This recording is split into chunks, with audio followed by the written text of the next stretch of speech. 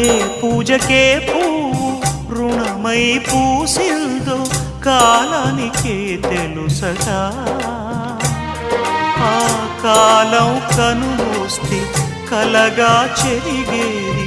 జీవితం ఒకటేనగా సవతిగా కాకుండా చెల్లిగా నన్ను చూసి తల్లిని చేశావుగా ఈ పారాణి పాదాలు సేవించినా గాని రుణమే తీరదుగా